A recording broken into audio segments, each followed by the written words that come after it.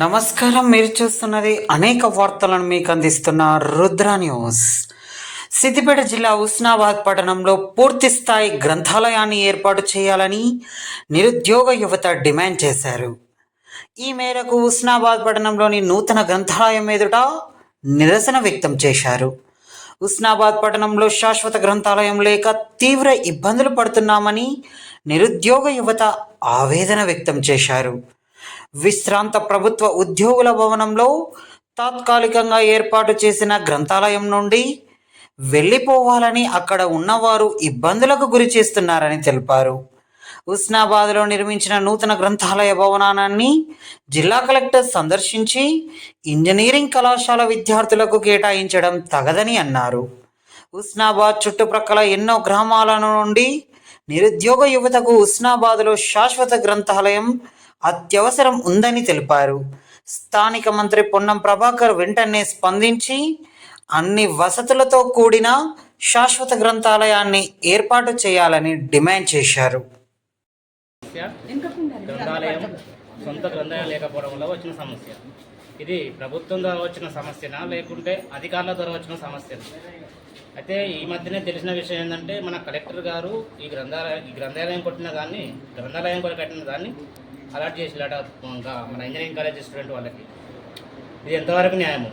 మేము చదువుకునే విశ్రాంతి ఉద్యోగ భవన సంఘంలో వాళ్ళు చాలా రోజుల నుంచి మాకు ఓపిక పడుతున్నారు. ఎప్పటి నుంచో వెళ్ళండి అని మమ్మల్ని చదువుకునే వాళ్ళని ఇబ్బంది పెడుతున్నారు. రాత్రి 12 o'clock దాకా చదువుకునే వాళ్ళనే వద్దు ఇక్కడ అసాంఘిక కార్యక్రమాలు జరుగుతాయి, మీరు రావద్దు అని చెప్పారు. అంటే మేము సైలెంట్గా ఉన్నాం, ఇంకా చదువుకోలేదు అప్పటిదాకా. ఓన్లీ 8 గంటల దాకానే మాకు ఛాయిస్ ఇచ్చారు. ఆ తర్వాత ఇప్పుడు మాకు గ్రంథాలయం కూడా కంప్లీట్ అయిపోయింది. దాని గురించి మాట్లాడినాం. ఇప్పుడు కంప్లీట్ అయ్యే మూమెంట్లో మాకు ఇవ్వాల్సిన గ్రంథాలయంలో ఇవ్వలేదు. ఇంతనే మాకు అక్కడున్న విశ్రాంతి ఉద్యోగుల చైర్మన్ సారు మీరు ఇక్కడ చదువుకోవద్దు, మాకు అవసరం లేదా అని చెప్పి మమ్మల్ని తీవ్రంగా హింసించి వెళ్ళగొడుతున్నాడు, కొంచెం బాధ పెడుతున్నారు. మరి దీని సమస్యకు మీరే పరిష్కారం చూపెట్టాలి. ప్రభుత్వ అధికారులు చూపెడతారా మా సొంత భవనానికి, లేకుంటే అధికారులు చూపెడతారా? ఇదే మా సమస్యకు మెయిన్ ప్రాబ్లం. లేకుంటే మేము నిరుద్యోగులం అండి, చదువుకునే వాళ్ళము, మేము పైకి రావడం. ఒకప్పుడు అధికారులు ఉన్నారు, ఇప్పుడు ఈ అధికారులు వాళ్ళు చదువుకొని పైకి వచ్చారు కదా లైబ్రరీ ద్వారానే. అలాంటి లైబ్రరీ సొంతంగా లేకుండా ఒక హుస్నాబాద్ పట్టణంలో దాదాపు 24 మండలాలు ఉన్నాయి, అక్కడ నుంచి వచ్చి చదువుకుంటారు ఇక్కడికి. అలాంటి సొంత గ్రంథాలయం పట్టణంలో మన మంత్రి గారు ఉన్నారు, ఇక్కడ మన సపరేట్గా మంత్రి గారు ఉన్నారు. అలాంటి మంత్రి గారు మా నిరుద్యోగులకు అన్యాయంగా వేరే వాళ్ళకు కట్టబెడితే ఎట్లుంటుంది? మా సొంతంగా నిర్మించుకున్న గ్రంథాలయానికి మా పెట్టుబడితోటి, మా గ్రంథాలయం పెట్టుబడితో నిర్మించుకున్న గ్రంథాలయం ఇది. అలాంటిది మాకు ఇవ్వకుండా వేరే హాస్టల్ వాళ్ళకి ఇస్తానా అంటే అది మాకు సమస్య ప్రాబ్లం సాల్వ్ చూపెట్టి మీరు సమస్య క్లియర్ చేయండి మాకు ఫస్ట్ గ్రంథాలయ రీడర్స్కి. ఆ తర్వాత మీరు ఏమన్నా చేసుకోండి. మాకు ఇది కాకుండా వేరే అన్న పని చేస్తుంది. సొంతంగా ఉంటే ఇంకా నయమే కదా, ఎల్లకాలం ఉండదు. ఇప్పుడు భవిష్యత్తు ఇంకా ఫ్యూచర్ ఉన్నది కదా, చాలా మంది వచ్చేవాళ్ళు. అలాంటి వారి కోరికైనా మీరు ఆలోచించాలి కదా. ఇది మా సమస్య, మా గ్రంథాలయానికి ఉన్న సమస్య. కొంచెం మీ ద్వారా మాకు సమస్య పరిష్కారం చూపెడతారని మీకు చెప్పుకుంటున్నాం. ఏ అధికారులు ఇంతవరకు స్పందిస్తలేరు మాకు. Thank you. మేము హుస్నాబాద్ నుంచి అండి. మేము నిరుద్యోగులము. టెంపరీ గ్రంథాలయంలో గత 2-3 సంవత్సరాలుగా చదువుకుంటున్నాము.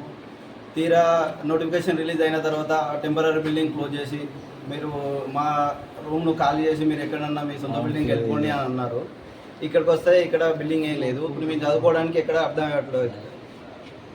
కావట్లేదు. ఇప్పుడు ఎక్కడ చదువుకోవాలో మీరు ఒక పర్మనెంట్ సొల్యూషన్ చూపిస్తే మేము కష్టపడి చదువుకొని ప్రయోగాలు అయిదామని అనుకుంటున్నాం. ఇక మీకే వదిలేస్తున్నాం, మీరు ఏ సొల్యూషన్ చూపిస్తారో చూపించండి. నమస్కారం. మా హుస్నాబాద్లో అసలు ఇంతవరకు లైబ్రరీ అనేది లేదు. కొన్ని రోజులుగా మన పాత లైబ్రరీ ఉండేది కానీ అది శిథిలావస్థలో ఉన్నది. ఆల్టర్నేట్గా మన ఒడతల సతీష్ బాబు గారు గత 5 సంవత్సరాలుగా మన ఉద్యోగులకు సంబంధించిన అది మనకు అలర్ట్ చేశారు. బట్ ఆ 5 సంవత్సరాలు పూర్తయిన సందర్భంగా వాళ్ళు కూడా మీకు కొత్త లైబ్రరీ కట్టారు కదా నిధులతోని, అక్కడికి వెళ్ళి చదువుకోమని చెప్పి వాళ్ళు కూడా చెప్పారు. బట్ ఇక్కడికి వచ్చే వరకు ఏంటంటే ఇప్పుడు డిగ్రీ కొత్తగా మన హుస్నాబాద్లో డిగ్రీ కళాశాల అవ్వడం ద్వారా వాళ్ళకు సంబంధించి కలెక్టర్ మేడం గారు హైమావతి గారు వాళ్ళకి అలాట్మెంట్ చేశారట. బట్ మాకు ఈ లైబ్రరీ కాకపోయినా కూడా మాకు ఆల్టర్నేట్గా మాకు ఏదో ఒకటి చూపించండి మేము చదువుకోనికి. ఎందుకంటే మాకు మొన్న కానిస్టేబుల్ నోటిఫికేషన్ పడ్డది, ఎస్ఐ కానిస్టేబుల్ నోటిఫికేషన్ పడ్డది. మేము చదువుకోవాలంటే మాకు ఎక్కడ లేదు, ఇప్పుడు రోడ్డు మీద చదువుకోవాలి, ఎక్కడ చదువుకోవాలి?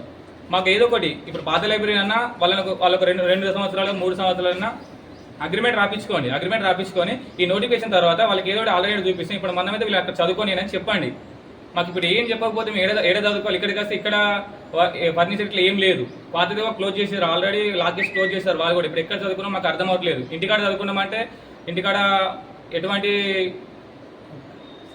సౌకర్యం లేదు. కాబట్టి మన పొన్నప్రభాకర్ గారికి తెలియజేయనిది ఏమనగా మన ఉస్నాబాద్లో ఒక మంచి ఆల్టర్నేటివ్ లైబ్రరీ మా కోసం ఒక 2 రూమ్లు ఉన్న లైబ్రరీ అన్న ఒక 2-3 ఇయర్స్ వరకు అగ్రిమెంట్గా ఇవ్వాలని కోరుతున్నాను.